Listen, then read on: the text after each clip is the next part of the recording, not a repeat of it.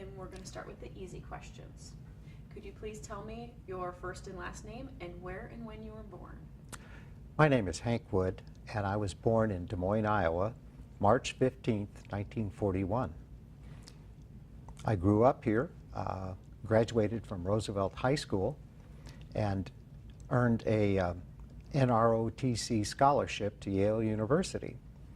I spent 4 years there studying naval science, and then earned a commission in the United States Navy in 1963. I went to flight training, and because of my Navy scholarship and also because of the commitment to fly, I had a 5-year commitment. As it turned out, I was extended by President Nixon, and it made it a 6-year commitment before I was able to get out the first time.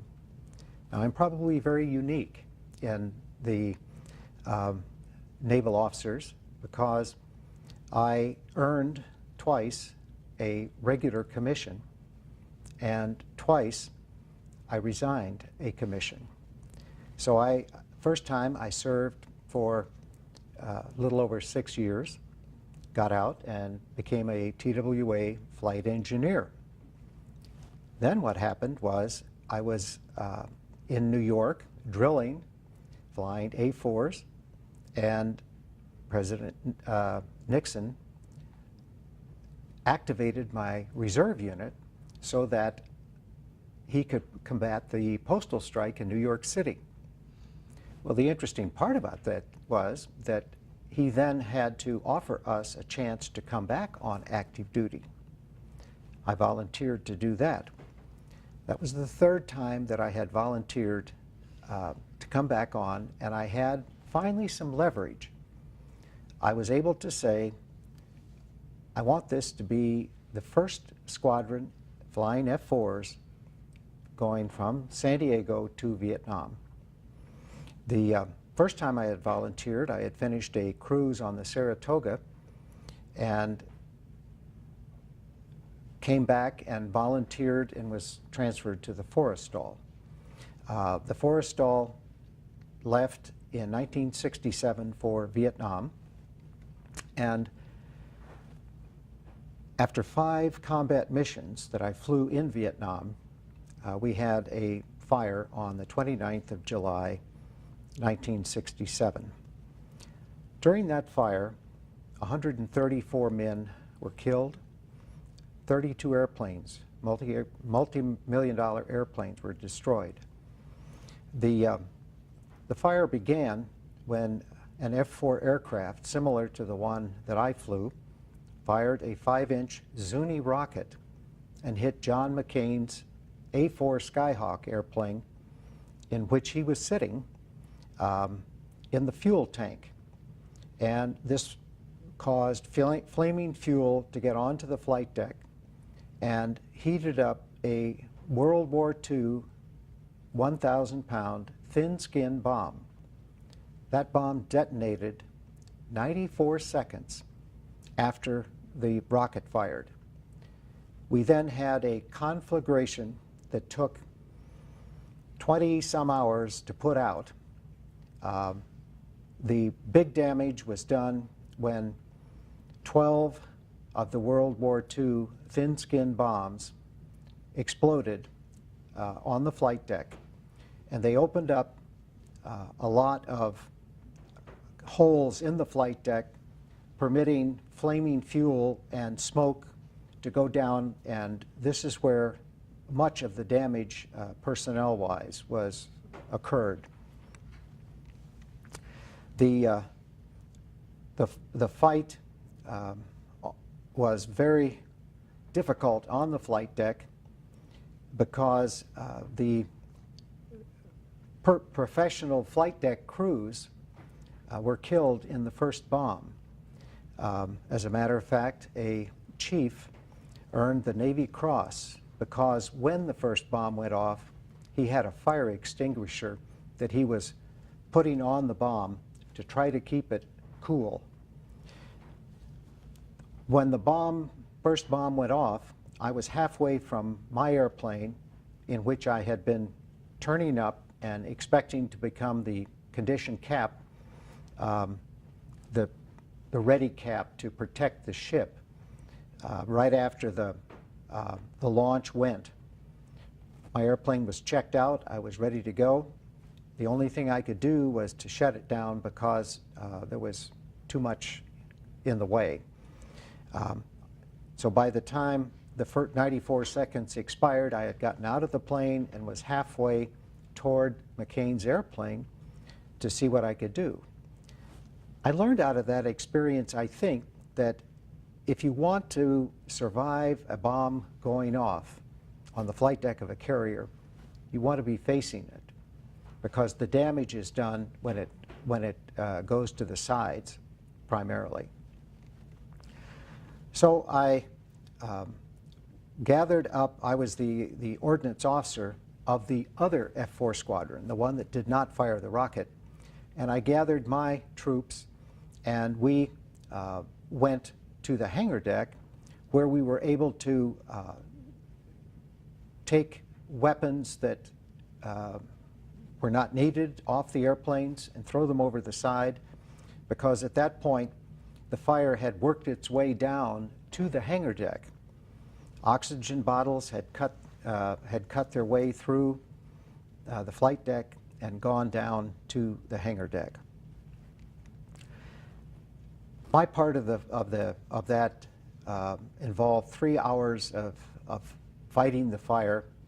I never took off my Mae West, my life preserver, because I didn't know whether I was going to need it or not, whether we were going to be able to save the ship. My flight off my getting off the flight deck involved helping a man who had a compound fracture of the leg.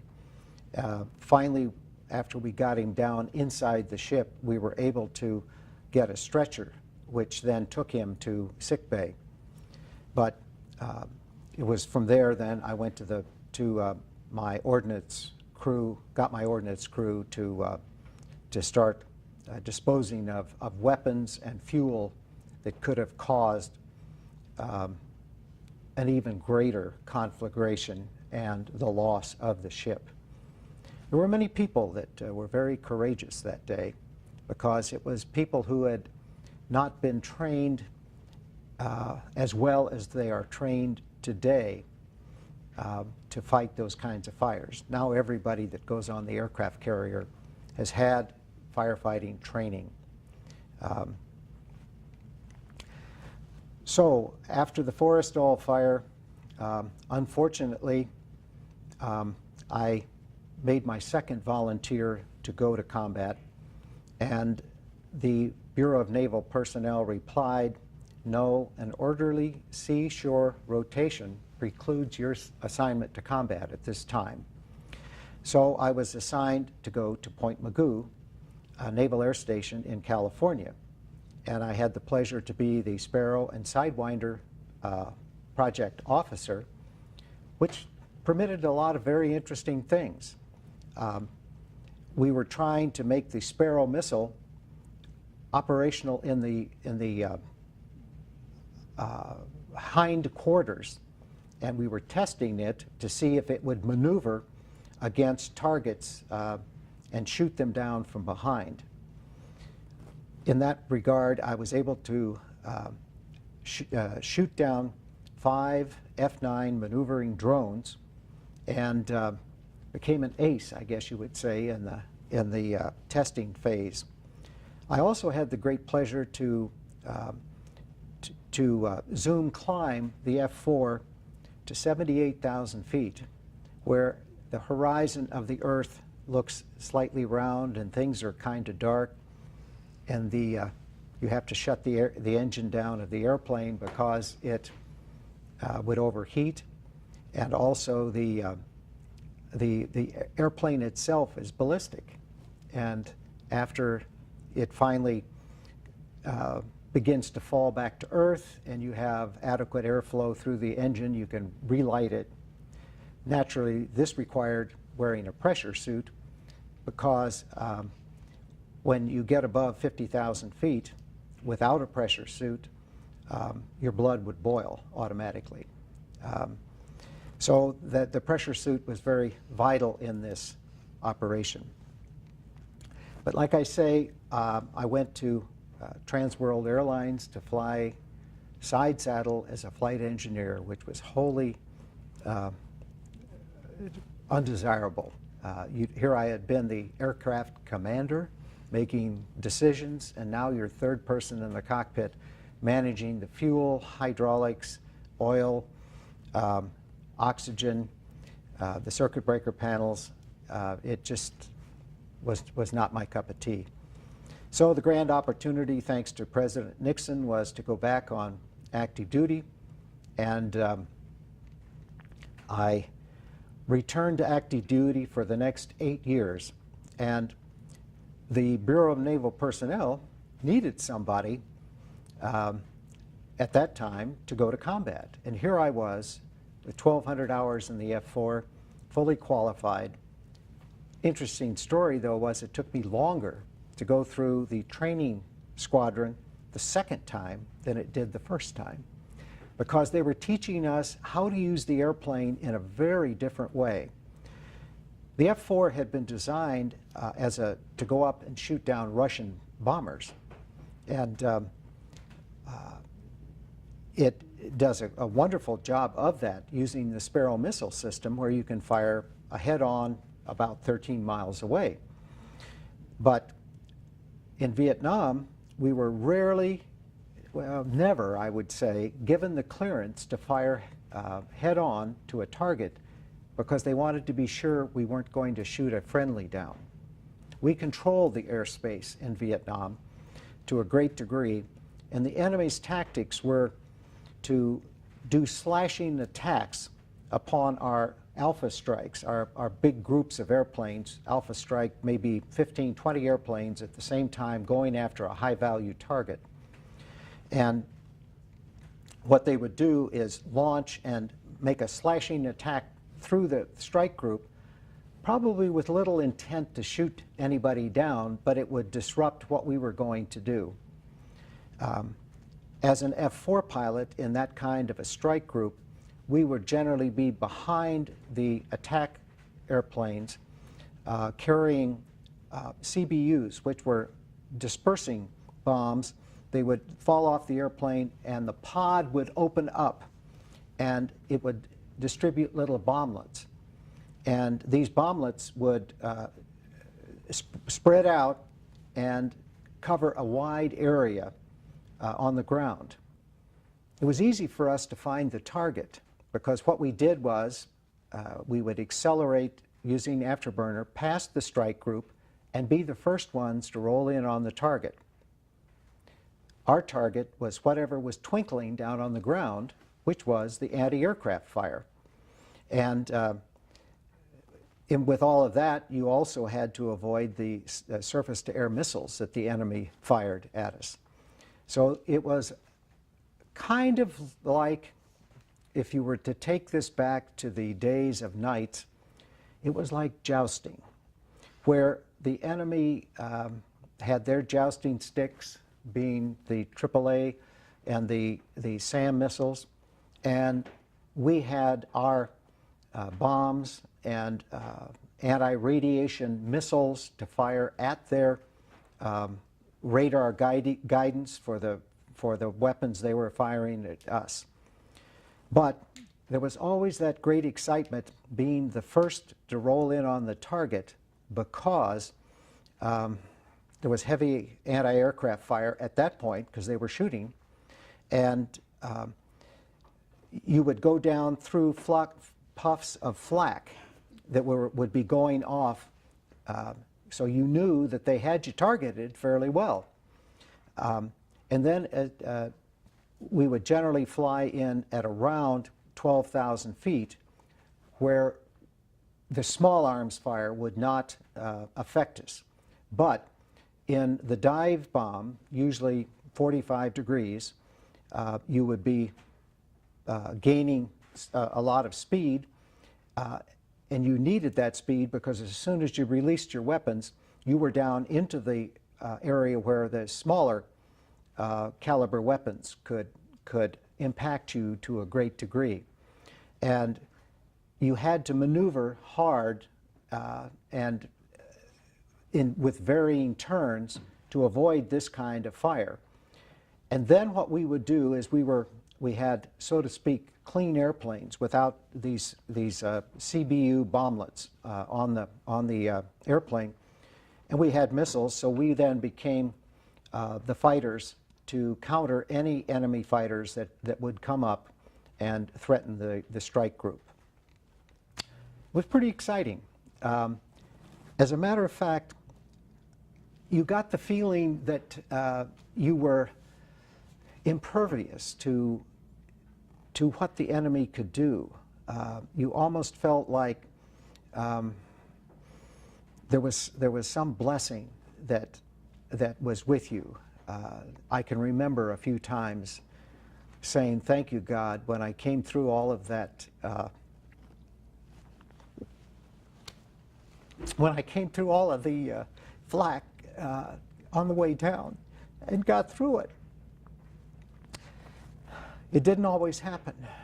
A Yale classmate, Roger Emmerich, was shot down over Hanoi and killed.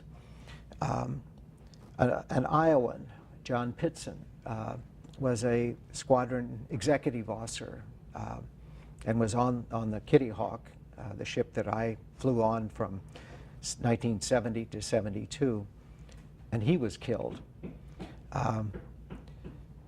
Those are the true heroes. There were also true heroes on the Forrestal who saved the ship for us. These are the people that we really owe the thank you to, the people who I wish we could be interviewing this morning. There were also other heroes. Clyde Edgar was a Yale classmate, but he was killed in training before he got to Vietnam. So I feel very fortunate to be here. In my life, in this period, I would say I was fairly self-centered because I thought that I could survive just about anything that the enemy could throw at me, and fortunately did. So I'm here to tell that story. The Vietnam War was one that was certainly not appreciated by the American people. We did not have the support that the brave generation did in World War II. We didn't have people who were willing to work in the aircraft factories and devote our total economy to this. We were very much like the Korean War people who were sort of fighting a forgotten war, except the Vietnam War raised a lot of anger among people. My family, we lived in Del Mar, California when I was in Vietnam, flying off the USS Kitty Hawk in 1970 through 72. And we were regarded as outcasts in our neighborhood, a very nice suburban neighborhood, because I was out there killing people.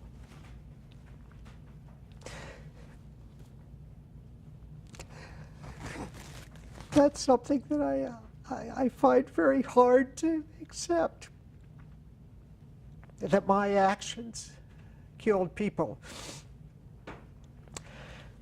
It was only about 5 years ago when somebody at Lutheran Church of Hope had told me that I should ask for forgiveness. I had never thought to do that. He also gave me some Bible readings like If you ask to be forgiven, your sins will be forgiven as far as the east is from the west, or they will be buried at the bottom of the sea.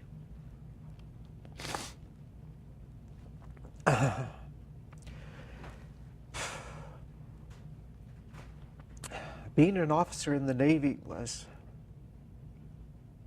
something that I thoroughly enjoyed. My total active duty ended up almost 15 years. In that time, I ended up making commander, which was a very proud moment. But it was also a moment that I resigned to go back to TWA to fly with the airlines. What a foolish move.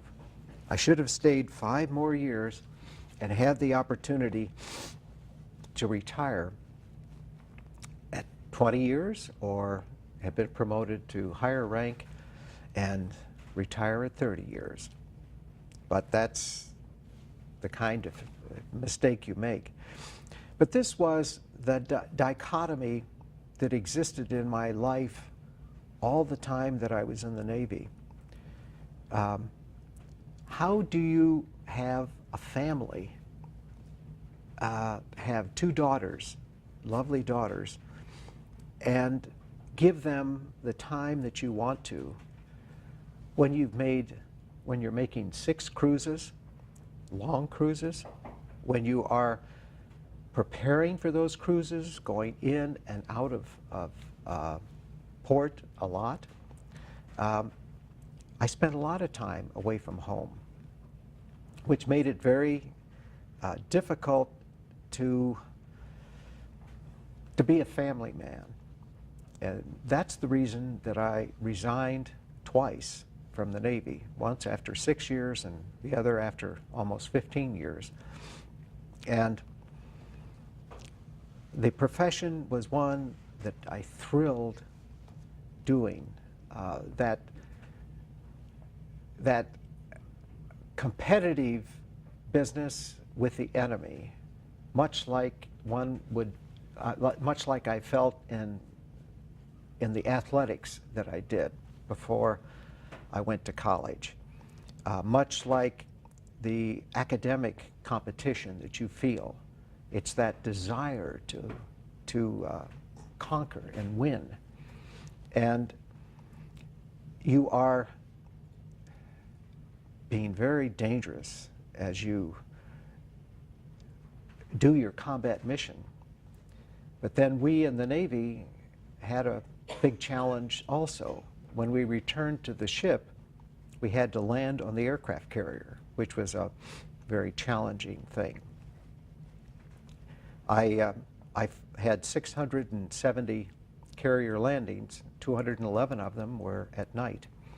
A night carrier landing, especially if the boat's moving around a little bit and the weather's not so good, it can make you get vertigo, and you have to believe your instruments until you finally break out and then orient yourself and land on the carrier.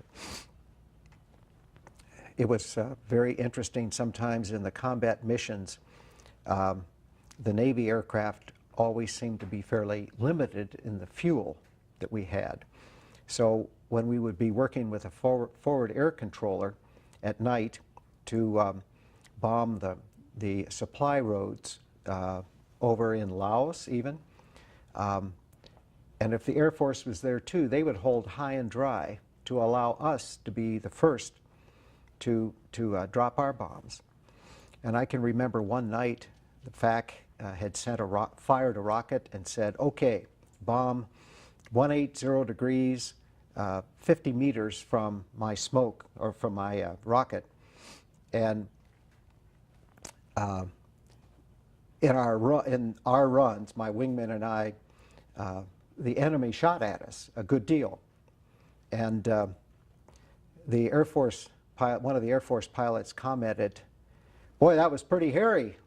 And my RIO came back right away and said, "Not as hairy as the the night landing we're going to make on the carrier when we get back. The guy in the back of an F-4 was, in a way, a little bit of a victim. He didn't have a stick in a Navy airplane, a Navy F-4, so there was no control other than to say to the pilot, "You're low, you're slow, you're not on center line." He could kibitz from the back seat a good deal, and he was a tremendous, tremendous helper. There is one story that I would like to tell about a night mission. We took off from the Kitty Hawk in the Gulf of Tonkin, and we were going around the DMZ to go up into Laos and to bomb in the area where the enemy trucks would move at night. And about the time we got south of the DMZ, demilitarized zone that divided North Vietnam from South Vietnam, an Air Force controller came up and said, "Bandits, bandits, bullseye 180, 50 miles. That meant that the MiGs were flying 50 miles south of Hanoi.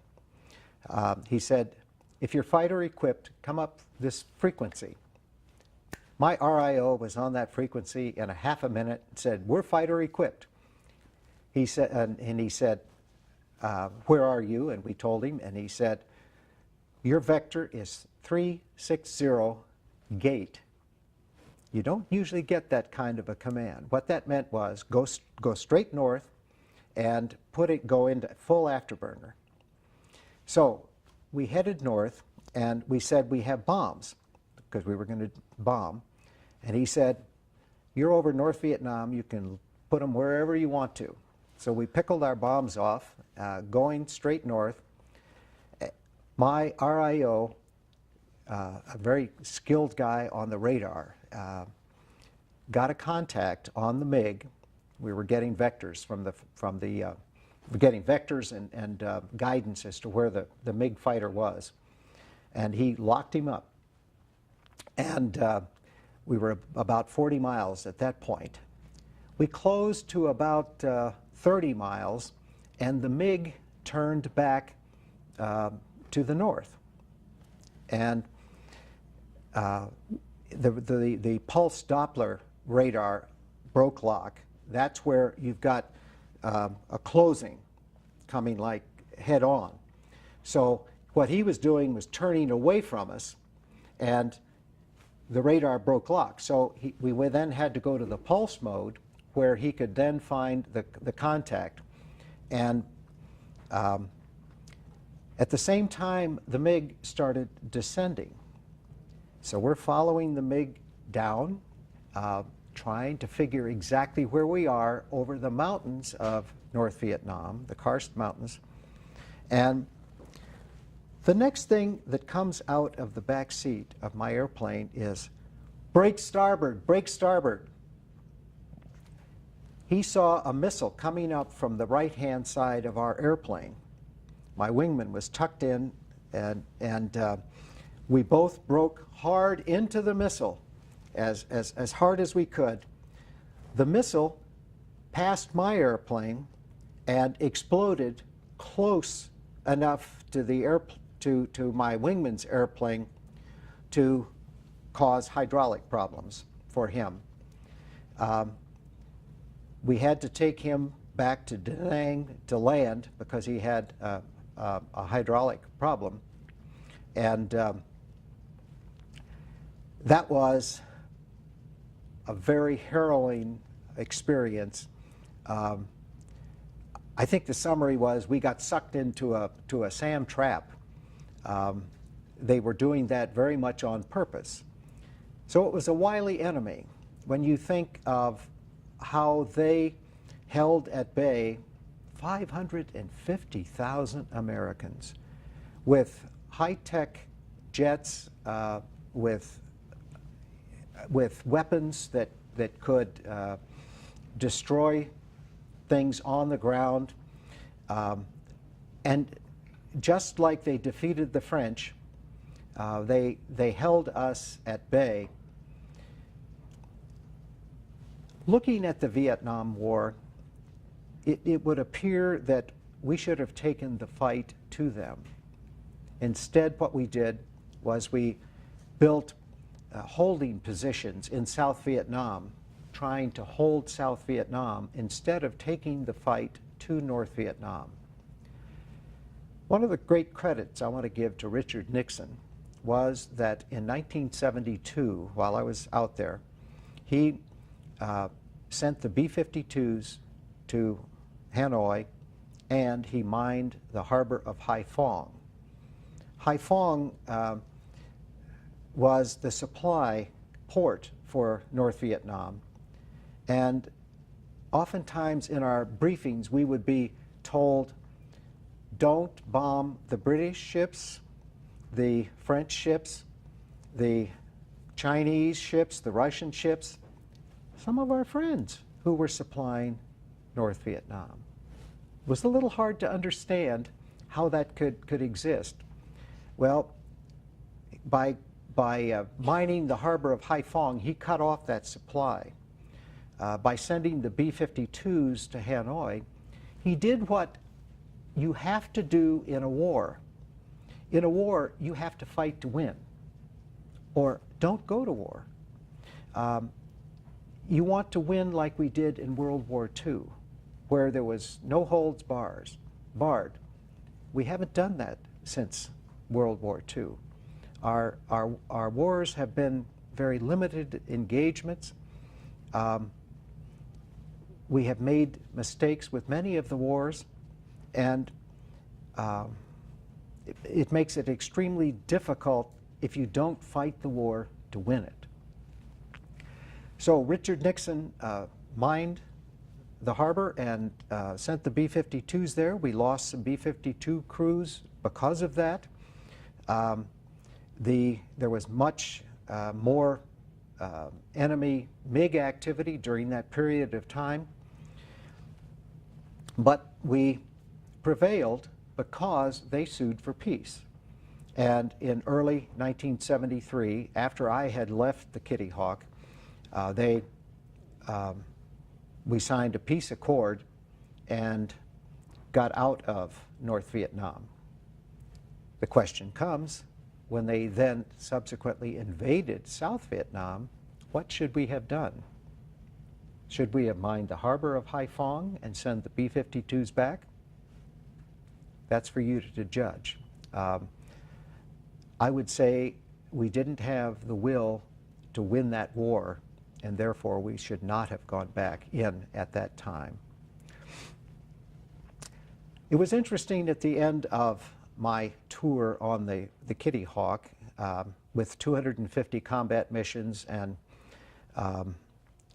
ending up with 670 carrier landings, that I was given the opportunity to go to Germany as an exchange pilot. And my wife and I went through the school that the State Department runs for diplomats, and we learned to speak German for 8 months, then got an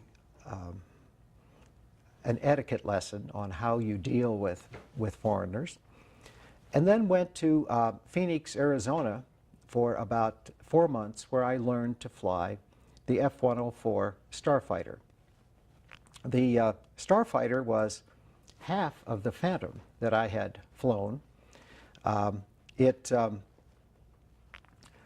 104 had only one seat and one engine, whereas the F-4 had 2 people and 2 engines. The 104 had only 7-foot wings that were very thin, and the F-4 had very thick wings, which allowed it to turn with the 104. But that's about the only airplane that the F-4 was really designed to turn with, which is why we had to fight it in the vertical, why we had to keep our speed up and not get into a close-in dogfight, and we had to learn tactics, which I did that second time when we went through the training squadron. We had to learn tactics to turn the airplane. in a way that you didn't get in close turning. And we fought as a section, which meant just 2 airplanes. The goal was to get the enemy to lose sight of you. And then you had usually a very easy shot from behind. But going to Germany was really a premier opportunity. I was there for 2.5 years. My family was there. We lived in the community. Not like most Americans who go to Germany, who live in an American community built by the Americans. The Germans referred to that kind of living as living in a ghetto. We lived in the community, and my children went to school. Matter of fact, both are pretty fluent in German. Got straight A's in high school and college in German because of that experience. They learned the intonation as young children between 4 and 6 years of age that kept them in good stead for the rest of their lives. After the German experience, well, I guess the German experience is one worth mentioning because I taught them fighter tactics. They had an airplane that couldn't turn with anybody, but that's what they kept trying to do. So with the experience that I'd learned through the Navy Fighter Weapons School and a brief experience with the Air Force Fighter Weapons School, I convinced them that they had to not turn the airplane. They were teaching me how to be an attack pilot. We did things like 10-degree glide bombing, strafing, things that I never did with the F-4 at all. We didn't have a gun, even. So that was very interesting. But the tactics that they had were very different. They had to go at extreme low levels. So we flew at 100 feet over the water, 450 miles an hour to the target. And then we could do a speed up at the last minute to try to avoid the enemy fire. A very different employment of a jet airplane. And my 500 hours in the F-104 were a lot of fun, as were the cross countries that I was able to take. But I think one of the accomplishments that I prized highly there was convincing them that they needed electronic warfare equipment in the purchase of the next airplane that they bought. They bought the MRSA airplane that was built as a consortium with the manufacturers in Europe.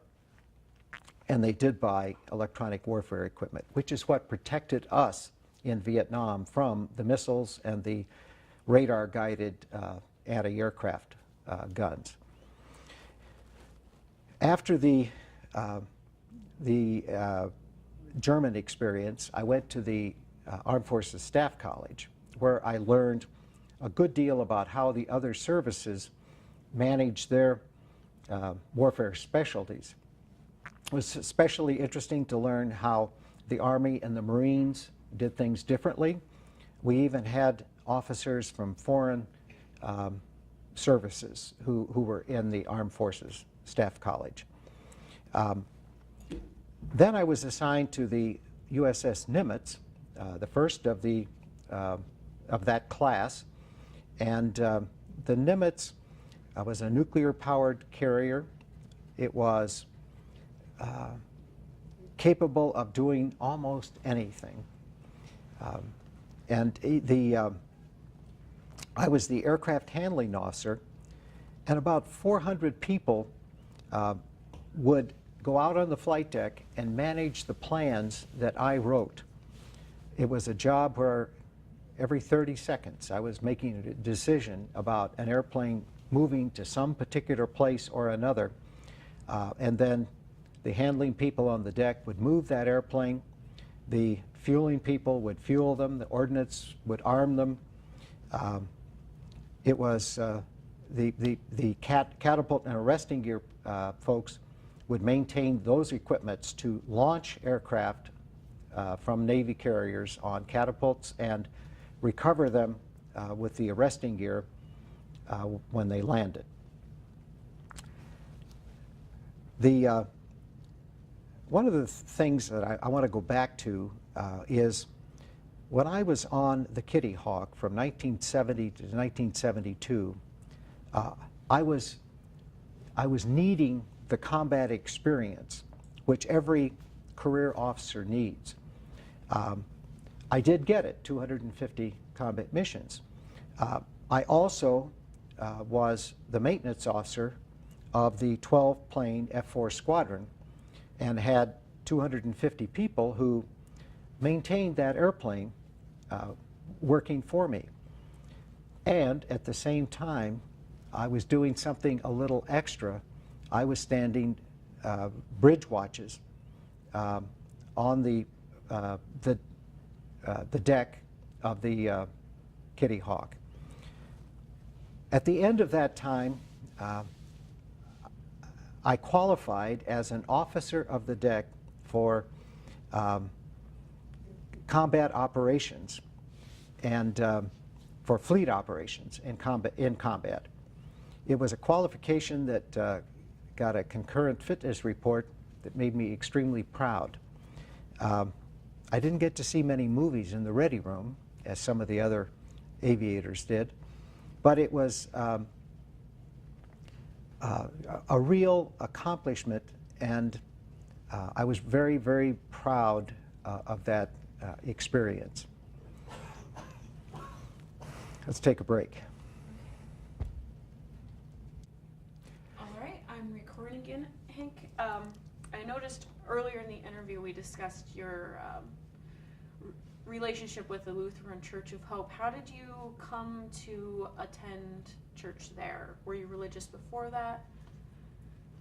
I would describe that in the beginning I was a ritualistic Christian. I had grown up at St. Luke's Episcopal Church here in Des Moines and had been an acolyte, earned God and Country after I became an Eagle Scout. And but it was mostly stand, kneel, pray, sing. Stand, kneel, pray, sing. It didn't touch me. There was no relationship. I had the pleasure,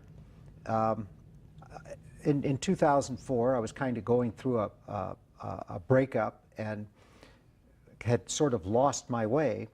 And a good friend took me to the cantata out at Hope.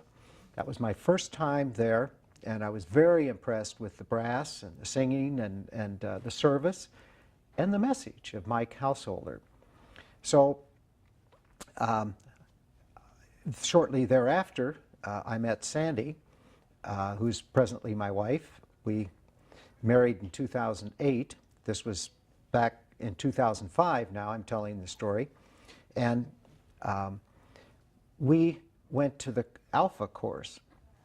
And in the Alpha course, I had a spiritual awakening. I had been, up to that point, doubting Thomas. How do you know, I would say. How do you know that all of that's true? You know, ignoring all the 500 sources of the Bibles that they had discovered and all the intellectual things that were coming my way, I was still doubting Thomas. And the Holy Spirit touched me in the Holy Spirit retreat to the extent I was teary. And the Spirit comes to me, and I know it's there when I get teary like this. And after that, I decided that that experience was so powerful that I chose to host Alpha. And I probably have hosted it 7 or 8 times. And Sandy and I did it once with a group that we are still in contact with and go to dinner with once a month. A number of people I'm still very, very close to from the Alpha experience. When Hope Des Moines opened up in Hubble School, which is the school that Sandy had gone to as an elementary student, I decided that I wanted to be involved in the first experience of offering Alpha at Hope Des Moines. And we did. Within 3 months of the time that we opened the service there, we did offer Alpha, and I was the host coordinator along with somebody else. And we would meet with the 2 hosts for that group, and we graduated about 7 people. It was a really awesome experience. But Hope Des Moines itself was powerful for me because we would roll chairs in and out of the gymnasium, and they came on a flatbed truck. The heavy wooden cloth-covered chairs that were just heavy. We would probably stack 6 of them, and we would put them on a 2-wheel cart, roll them in and out of the gymnasium, and put them on a flatbed trailer pulled by a pickup truck. We had tarps to cover them, but God prevailed with the weather. In about 2.5 years, we never had it rain on us, or snow. So it was so wonderful. But that got me involved with the men's ministry that came out of Hope Des Moines. Very powerful group of men. 15 of us started in the basement of Mark Cobbler's house. Well, not in the basement, in his house. And we would meet for gourmet soup. And then there would be kind of a business meeting. And we would break into 3 groups of 5. And I was down in the basement with John Annenson and Mark and a number of other of the men who really were inspirational in subsequent offerings of courses and things of this sort.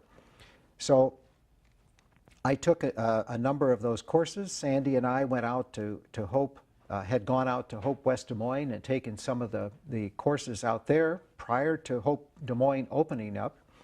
And I've been attached to Hope Des Moines since that time. I've had the pleasure to ride the school buses, picking up people at the shelters and bringing them in. That's a powerful ministry with breakfast, hot breakfast, followed by a Bible study, which I always enjoyed doing, followed by the service, and then taking the homeless back to the shelters and giving them a sack lunch. I mean, it's just where we should be with that ministry. I am hopeful that Hope Des Moines is going to have an even stronger outreach into the community thanks to the new building that they're purchasing, the old Chevrolet dealer downtown. It gives them an opportunity to have programming during the day, during the weekdays that they weren't able to do in the school.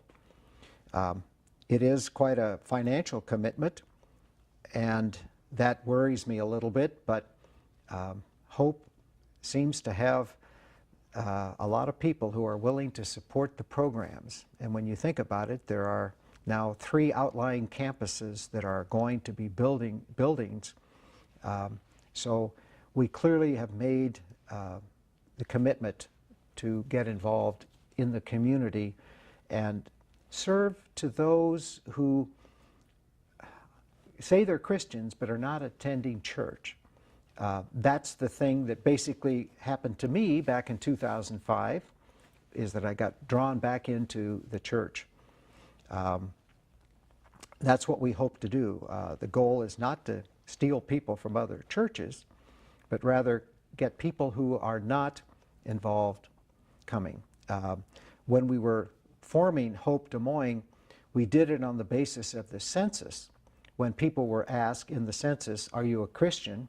Are you going to church? Well, they'd say, yes, we are a Christian, but no, we're not going to church. Those are the folks that we wanted at that time.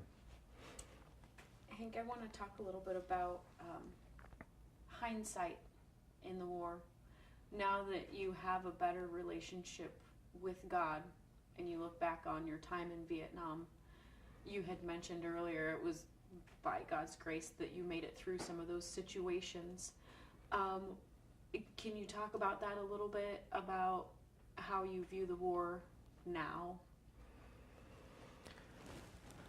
Well, the war was a mistake in that we didn't win it. It was a mistake in that we didn't fight it the way you fight a war to win it.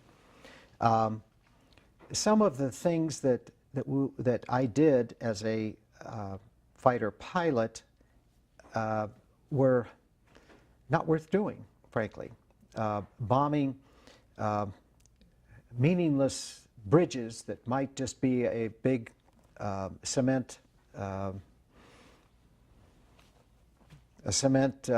bridge, if you will, that was could easily be gone around, especially in the dry season. And we even bombed sandboxes, which is where trucks would go through, yes, but it more often than not ended up being a place that we just expended ordnance.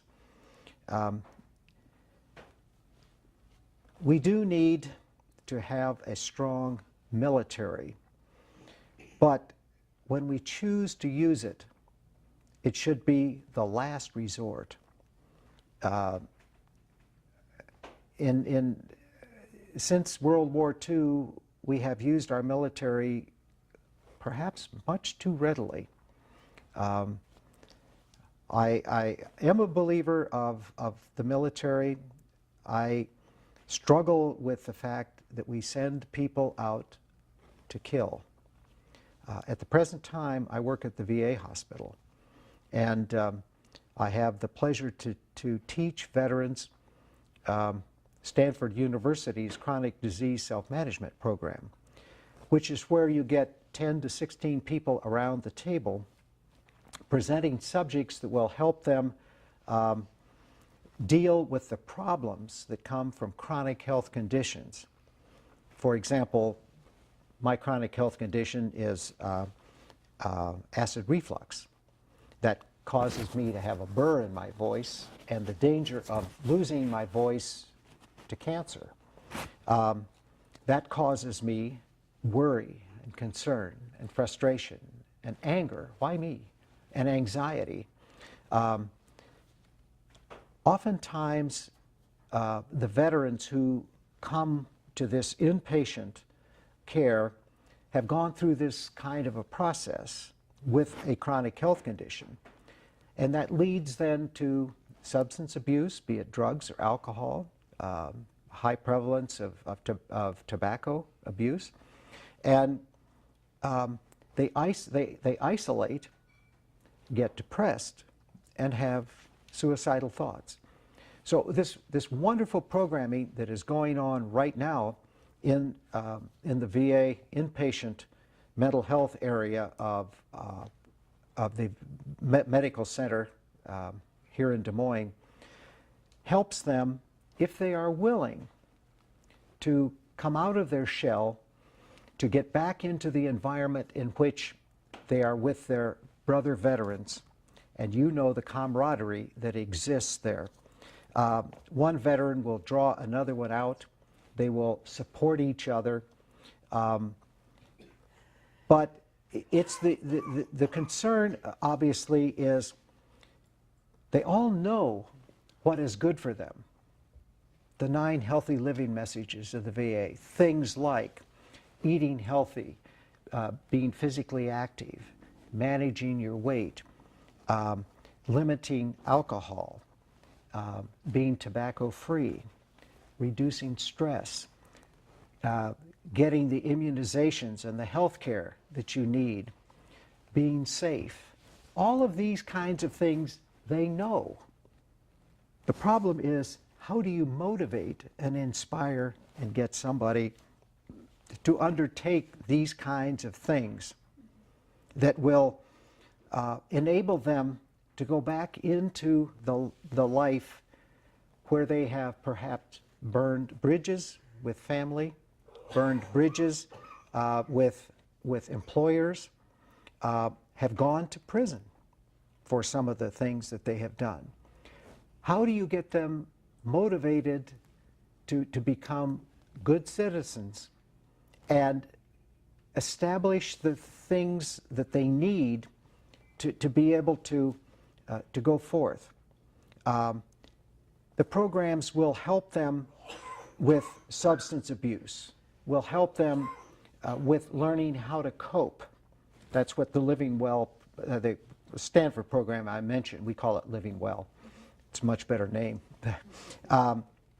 That's what it does.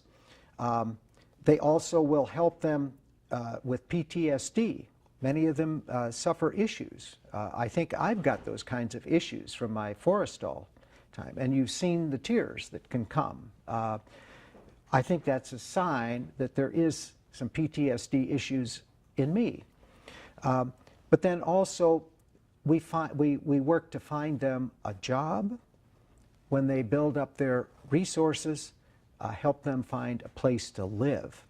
This is that transition that is so important for veterans who have lost their way. But they have to be willing to do it. And in the inpatient environment that they are introduced to, it's a little like being back in boot camp. Back where you no longer have individual control over what you choose to do. You have to practice good hygiene. That's one of the things that seems to be a common word in their concerns. So sometimes they can't make that transition initially, and they will be there only a short period of time, which is always so sad.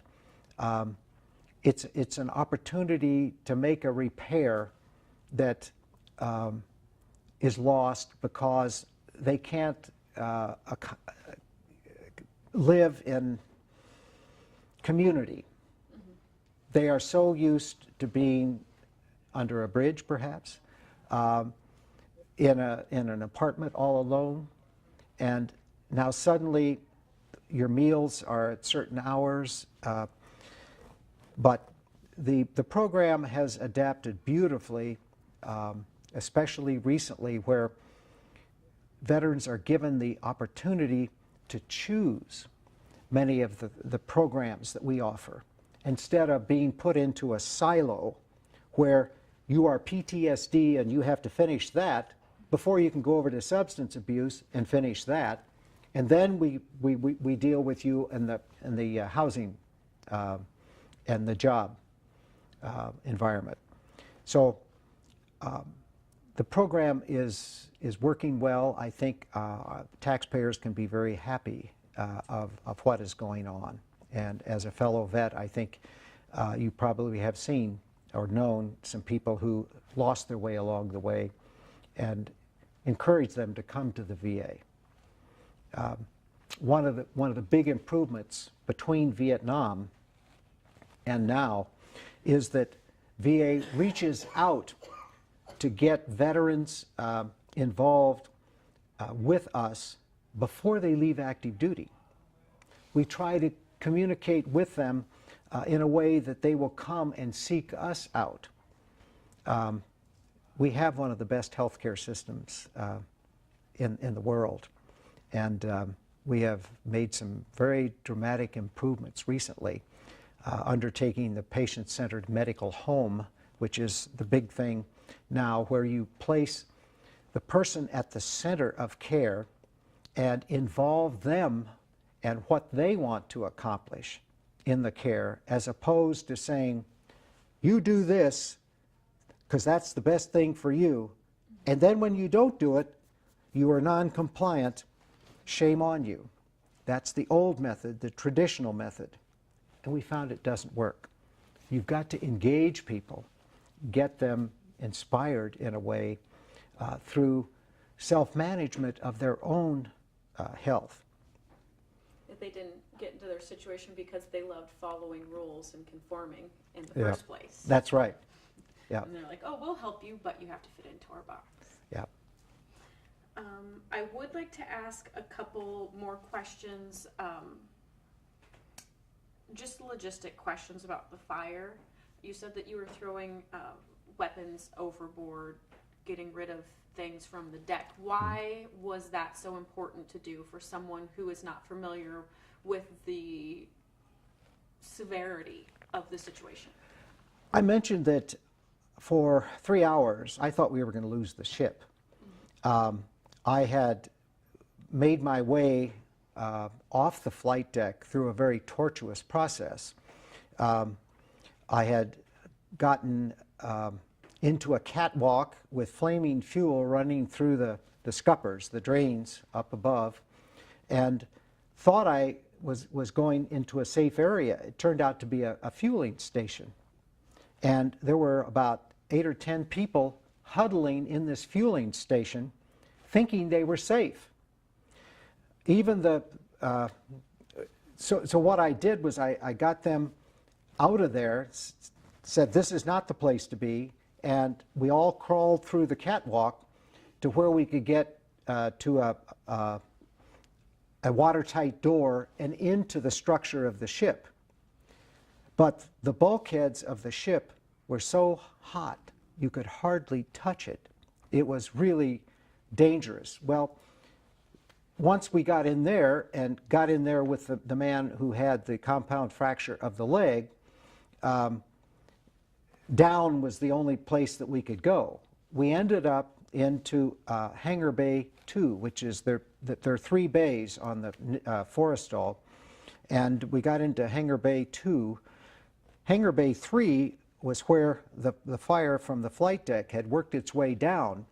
It was so smoky in there, they had closed the doors so you couldn't see, but there was water coming out under the door because the sprinklers were on, and we couldn't get in there at all. But we were afraid that the fire was going to get through those doors, and so we were eliminating everything that would burn in Hangar Bay 2.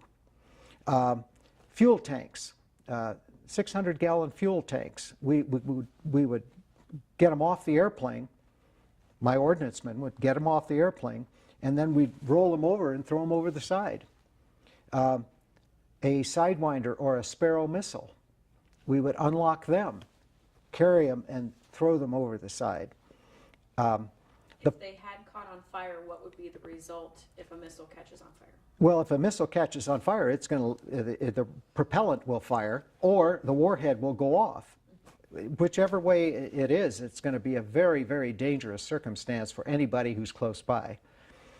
It also could spread the fire, you see, to other parts of the ship, and the result could be we would lose the ship. We were fighting to save the ship. I mean, it was, when you lose 134 people and 32 airplanes, and there were probably only 80-some airplanes on board, so you can see how much we lost. When you guys started calling for help, how far away was anyone else to be able to come? Oh, there was a destroyer that courageously came alongside and was spraying water on what they thought was part of the on part of the fire.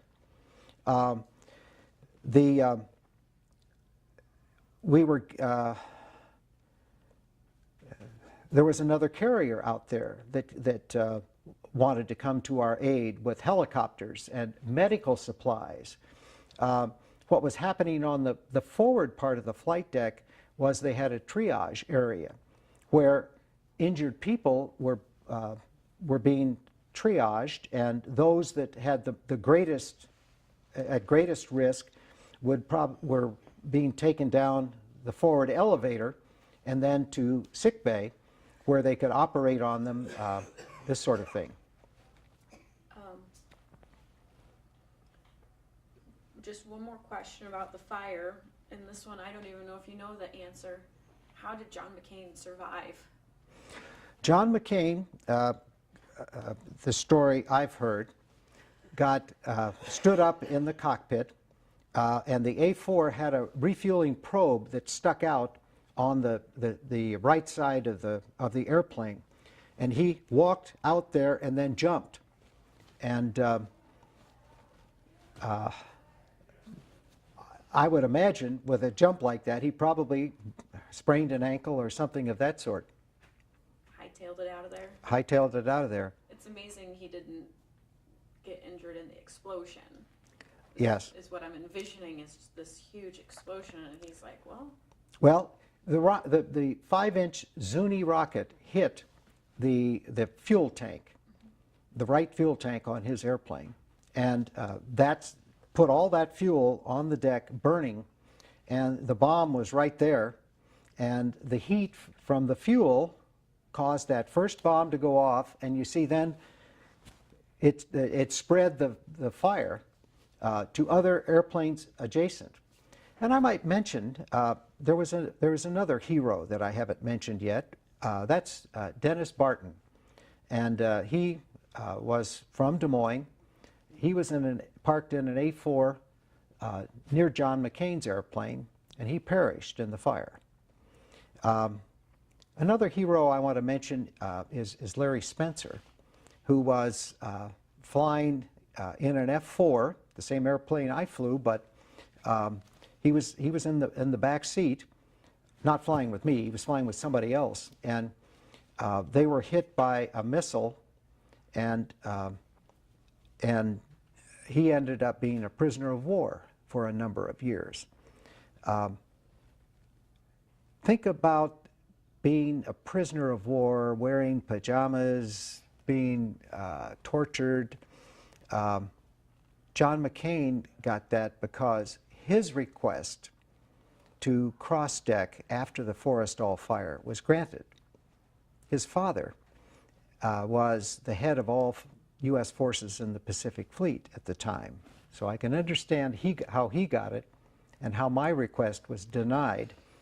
But also he was probably a little earlier in his, or had spent less time on sea duty at that time, so he was probably a little more eligible to do that. So. Count your blessings that you didn't get his position. Yes, very much so. There were an awful lot of very courageous people who developed a tap code to be able to communicate, to stay in community. You know, this in-community thing that veterans understand worked so well for those prisoners in the Hanoi Hilton and in the other prisons that they had.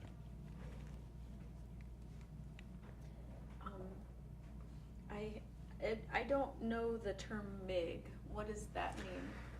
Mikoyan and Gurevich were the makers from Russia of the airplanes that we fought in Korea and Vietnam. The MiG, we call them MiGs, and we were primarily facing MiG-15s and 17s that were swept wing, and the MiG-21. Those were our primary foes in Vietnam. Mostly 17s and 21s. The 15 had been the Korean War fighter that was up against our F-86 Sabres.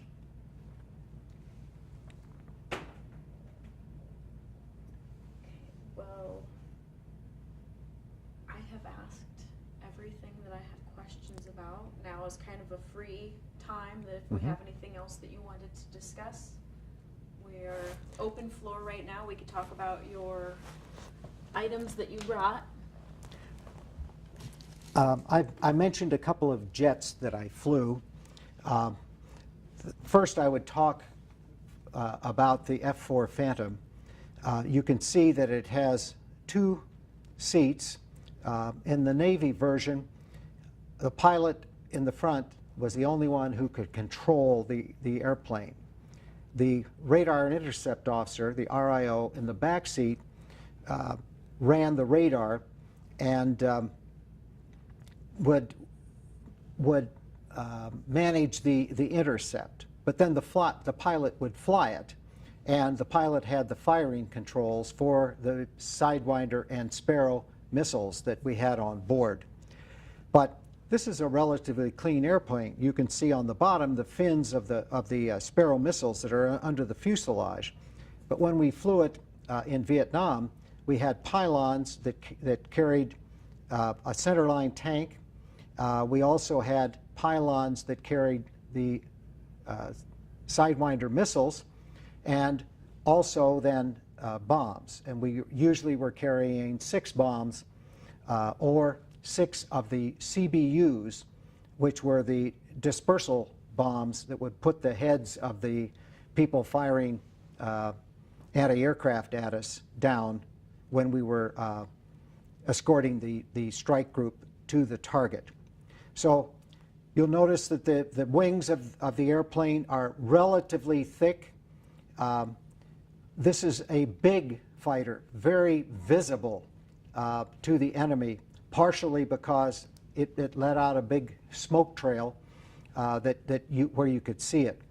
But we would fly 2 of the airplanes apart with a step up in the hopes that the enemy would not see both of us. That was really our tactic, was to get them to lose sight of one of us, which made it easiest for us to maneuver to shoot the enemy down, or shoot the enemy down would be a better way to display that. So the F-4 was a great machine. 5,000 of these were built by McDonnell Douglas. The Air Force also bought the plane, the Marines and the Navy. The Navy was the first to have it, and after the Navy had such success with it, the Air Force bought it as well. So that's the F-4. Now the F-104 that I flew with the German Navy is, this model is much bigger than in comparison to the F-4 model that you just saw, because this airplane is much smaller than the F-4. It has only 1 engine, and you notice it only has 1 person. Now it says U.S. Air Force here, even though the version that I flew said had the Iron Cross of the German Navy on it. I did fly the airplane just like this when I was at Luke Air Force Base, transitioning to the F-104, because the German Navy also paid the U.S. Air Force to train their pilots at Luke Air Force Base, which is why I went there. But you'll notice that the wings are very thin on this airplane.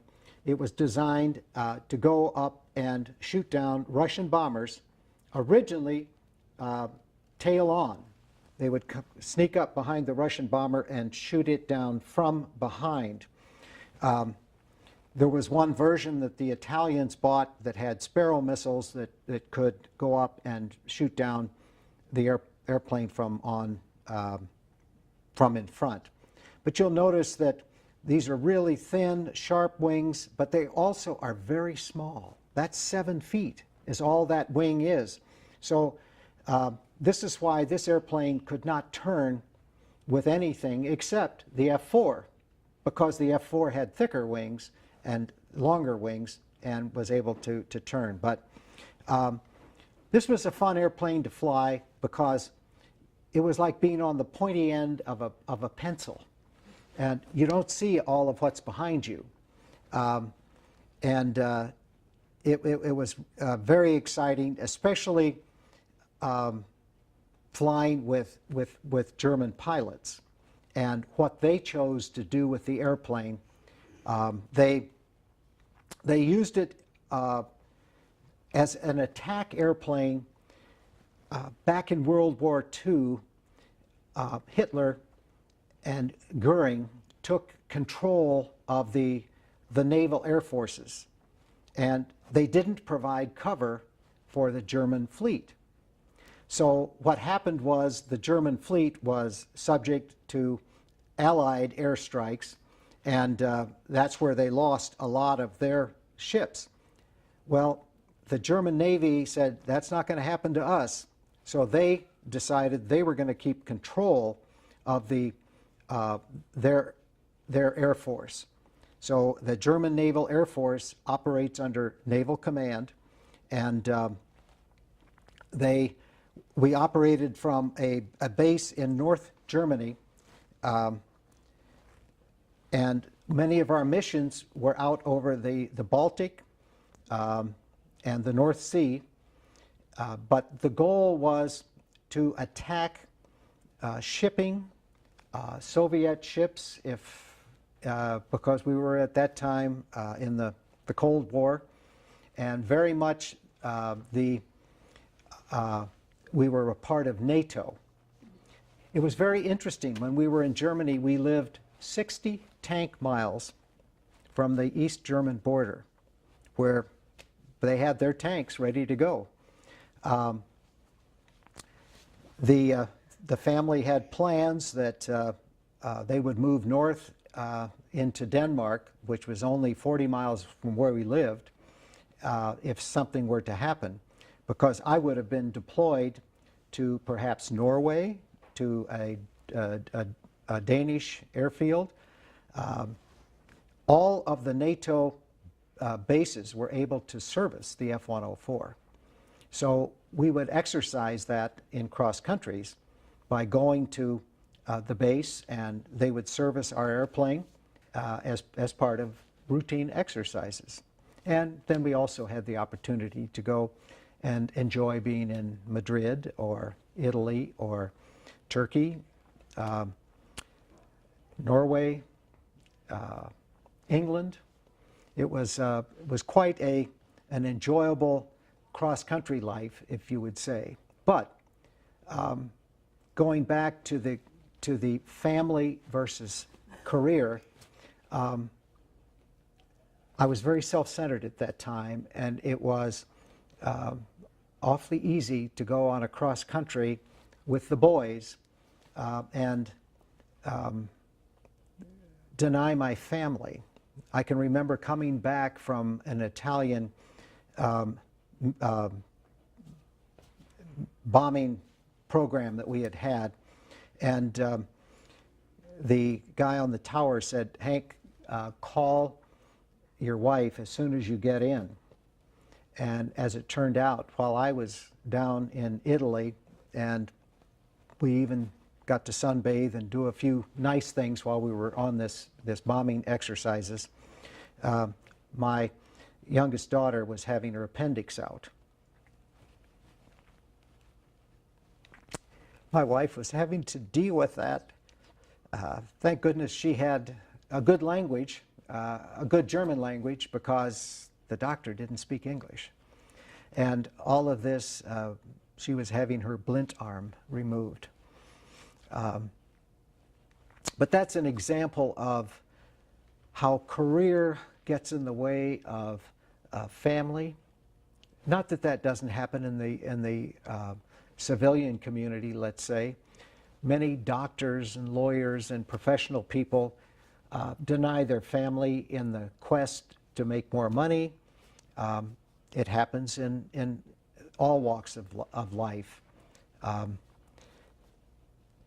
I'm very pleased that Lutheran Church of Hope brought me to my senses, that I have tried not to be the preoccupied with the things that go on at work and in my life, to be able to give my wife that what she deserves. And being human, I fail at that, and I beg her forgiveness. I love you, Sandy. Would you like to tell me about helmet? This was the helmet that I flew in combat, and you will notice that we had even cut up this part of the helmet. It normally would have come more straight across, but we wanted to be able to see the enemy as much as we could. The helmet has a visor that comes down because you were constantly looking into the sun, and oftentimes you would keep your visor up because you wanted to be able to see when you were looking down sun. So visor up, visor down often occurred. You'll notice I have Velcro right here on the helmet. Should I go into the water, I would attach a strobe light right here. So my head would be sticking up, I'd be floating, thanks to the Mae West, and the strobe light would be at the highest point where hopefully the helicopter would see that. You wear an oxygen mask which fits right here and attaches to the helmet. Obviously, you need to have good hearing protection because the noise of jets on the flight deck was very loud, and that's why I don't hear as well, perhaps, as I should. So that's the helmet. The logbooks that I brought are one of those things that oftentimes you go back to check and see what you were doing and when you were doing it. I went into my logbook here and I found out that on the 22nd of November, 1963, I flew 2 flights in the T-34 aircraft at Softly Field in Pensacola, Florida. So the likelihood, in my estimation, when John Kennedy was shot, I was in the air and probably didn't learn about it until I got back on the ground. So that was just one of the interesting things, but these books report 3,000 flight hours in military aircraft, 2,000, almost 2,000 in the F-4 and 500 in the F-104. I even got some time in the C-1, which was the airplane that brought mail and passengers aboard the carrier. And it was always interesting because it needed aviation gas, which the Nimitz didn't have on board. So we would always top off at the nearest base, fly back with as much fuel and get aboard with as much fuel as we could, and then when you took off, oftentimes you would have to fly to the nearest field to get the fuel you needed to go on where you were going. So that's a little bit of my history. The cruise book for the Forrestal appropriately has the flag at half staff. 134 people. And I remember that one of the hardest letters I ever had to write was to the Spivey family.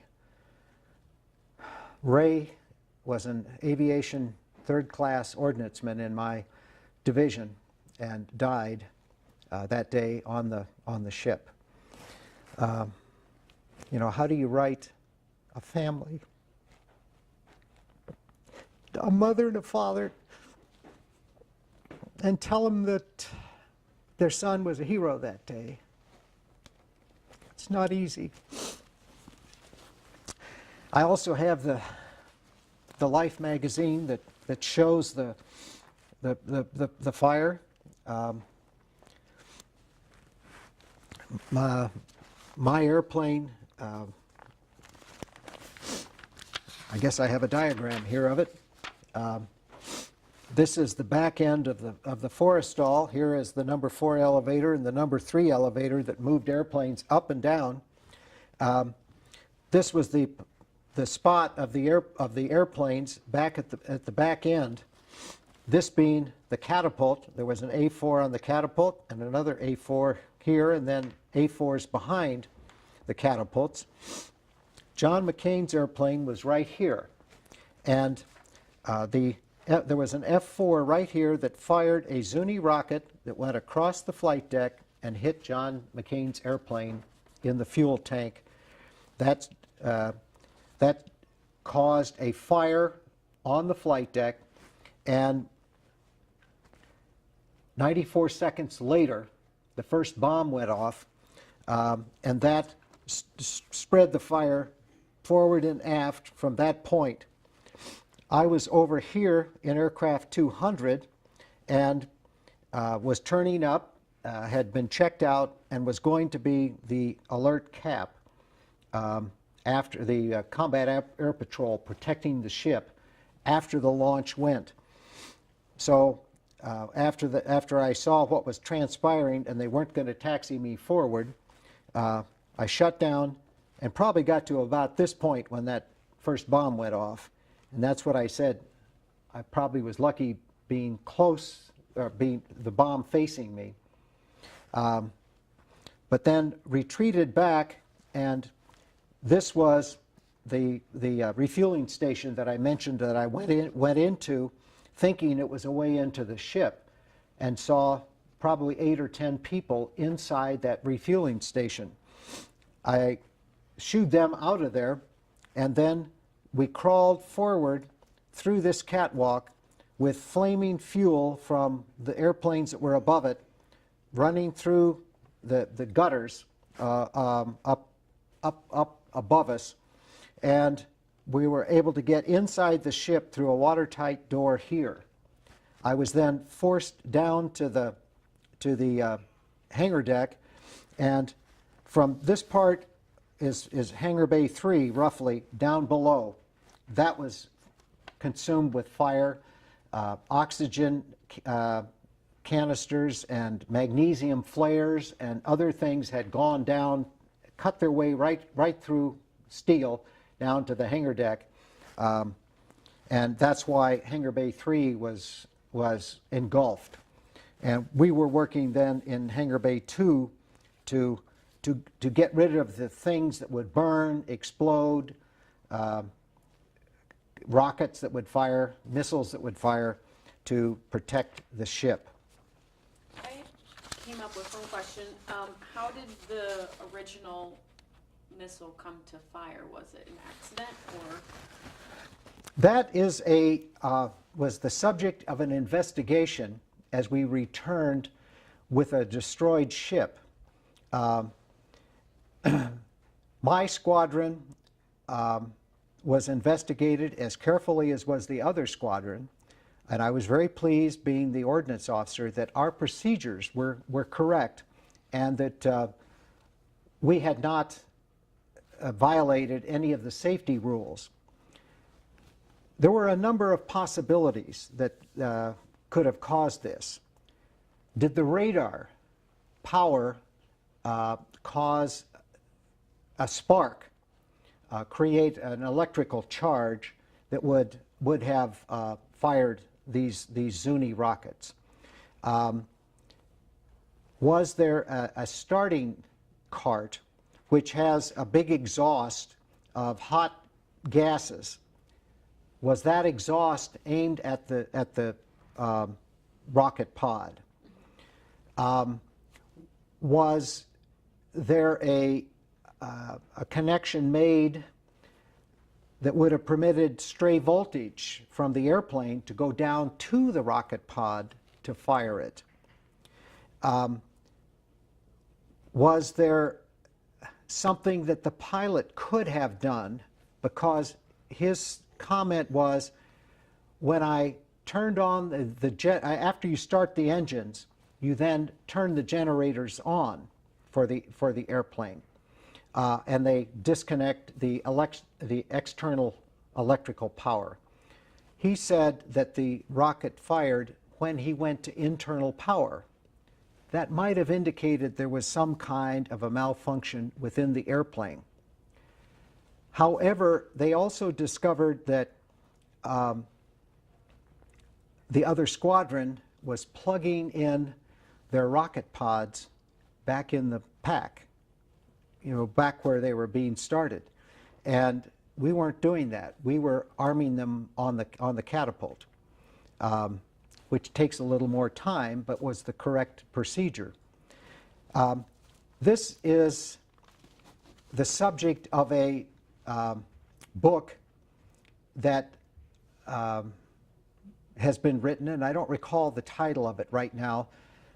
And I don't know for sure that he comes to the right conclusion as to why it started. I think it's one of those things, too much of the evidence was destroyed to really know what occurred.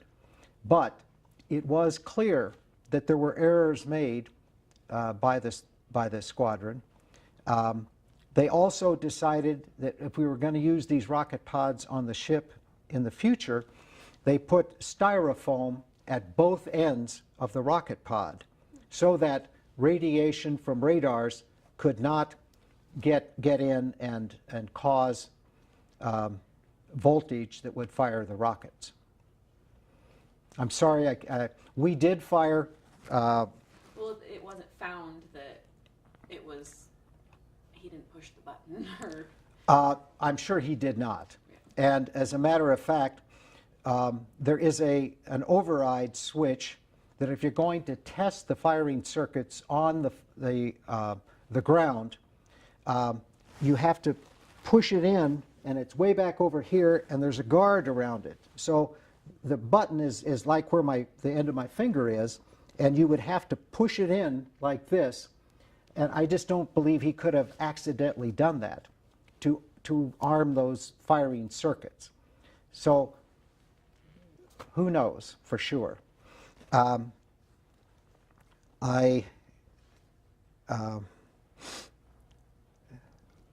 glad that somebody tried to do a study, but I don't know that he got the right answers. There was kind of an interesting story. While we were steaming from the Philippines through the Red Sea and back around Africa, back to the United States, we did a test, and we put plywood up with cotton in certain places, and we aimed the airplane with the rocket pod over the side of the ship, in a safe area. We cleared everybody out of the way. We had the starting unit put its heat onto it, and tested to see if any of these theories had any credence. Then we elected to fire some Zuni rockets off the deck. And the Zuni pod is like this, and the rockets are top, bottom, left, and right. Well, the last one to fire was the one from the bottom. It actually hit the flight deck and ricocheted up as it left. All of this was being done from one of my squadrons, F4s, and my people were conducting the operation. So I was very pleased that we ended up being exonerated of any blame, and our procedures were. Oh, there was one other thing. The cable that connects from the rack that holds the rocket pod down to the rocket pod is about this long, and it is possible that a person could have gotten the wrong cable that could have, when they plugged in the rocket pod, that the voltage was there to fire that rocket.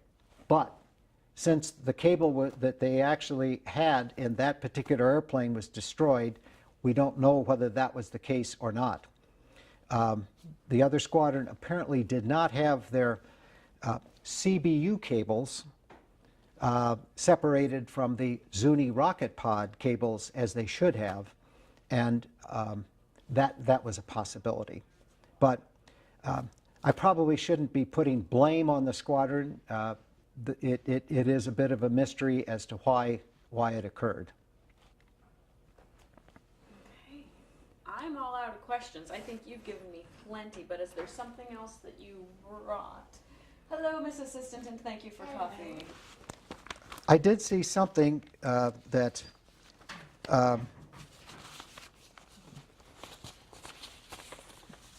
he remembers the day that the Forrestal exploded. This was in the Des Moines Register. It was in the paper in August of a year after the fire. And Who's that handsome gentleman on the front? that's this old guy.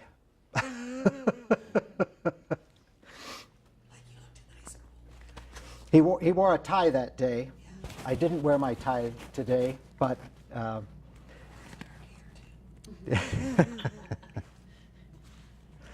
Oh, dark hair is so overrated. let me see what else I have in here. Oh, here is a picture after the fire, or during the fire, excuse me, during the fire of my airplane. And I don't know whether you're going to be able to see this small picture or not, but it looks like my airplane number 200 was in pretty good shape. But in fact, instead of sitting level, the whole left side was burned out, and the airplane is sitting like this, down totally on the left, what was left of the left wing. It was all burned away. But the only reason that the right side of the airplane survived was because they had sprayed salt water on the airplane during the fire. But that gives you an idea, at least, of that.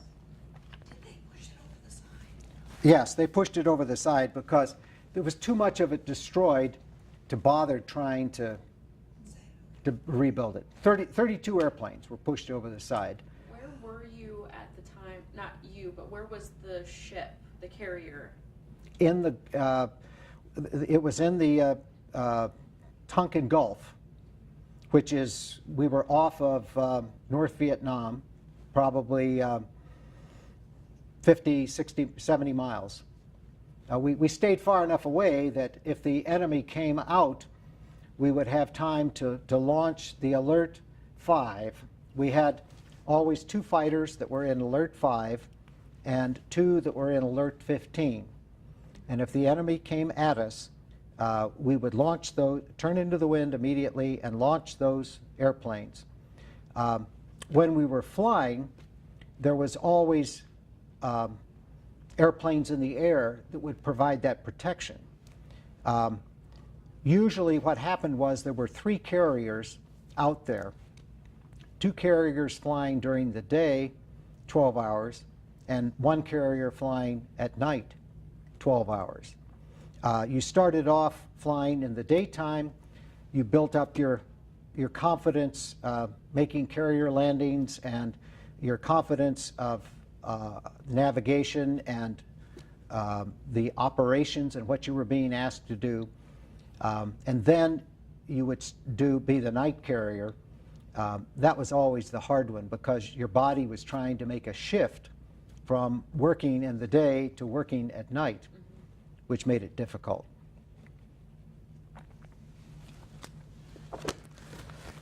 Oh, this is the picture I'm going to send you when I... Beard. Yeah. This is the picture of when I returned. That was on the front page of the San Diego newspaper. And you'll see in the background my airplane, but you can see my wife looking askance at the beard. I have to say that the beard probably lasted an hour after we got home. Why did you get to grow a beard? Why not?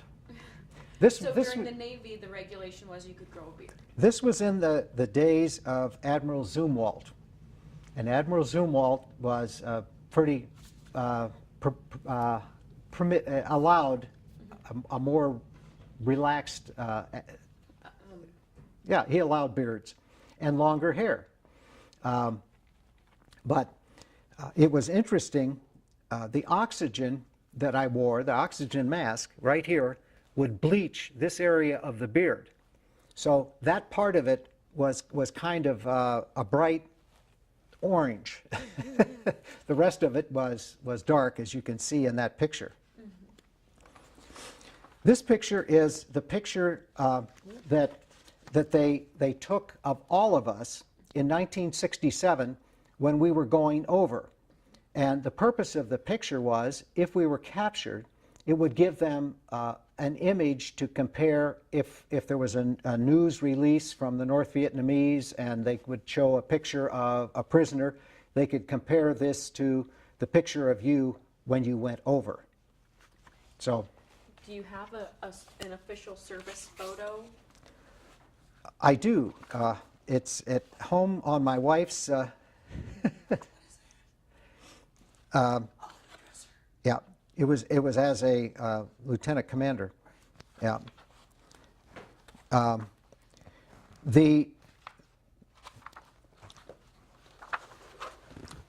This is a picture of what was taking place in that hangar bay area where I was working. You can see that they had over here a missile that they're going to throw over the side, and over here they're rolling a bomb over the side. This was what we had to do, or thought we had to do, to save the ship. Now, as it turned out, I'm not sure. We got everything out of Hangar Bay 2, and we got all of the hazardous objects out of that bay in the effort to save the ship.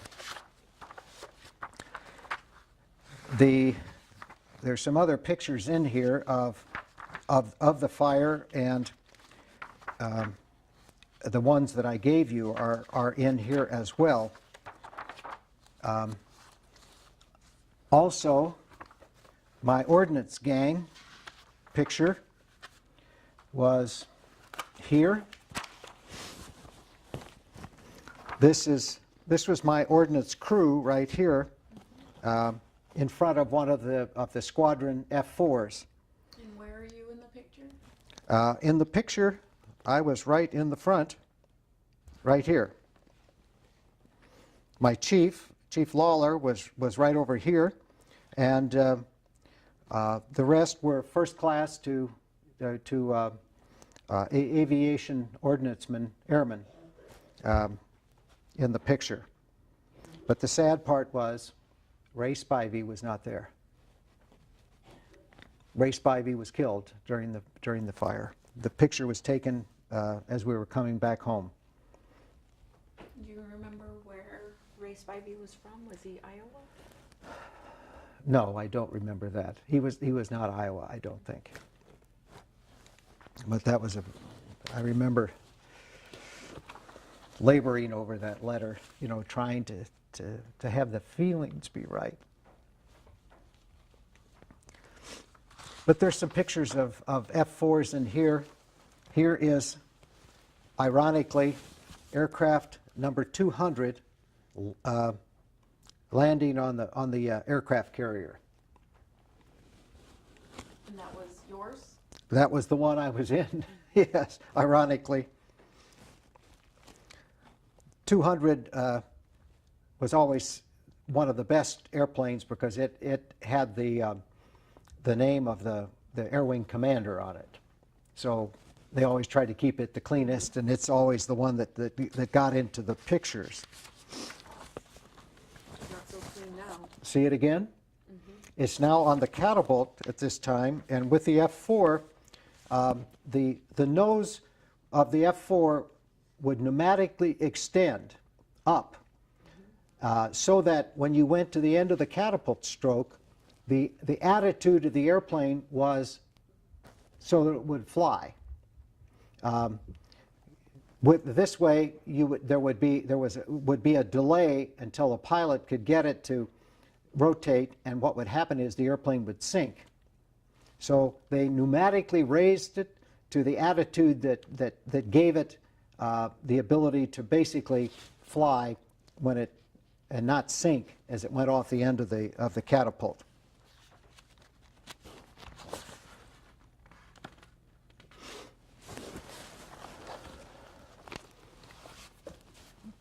I don't know, what else did I bring? Let me, why don't you turn it off for a minute? Let me look and see.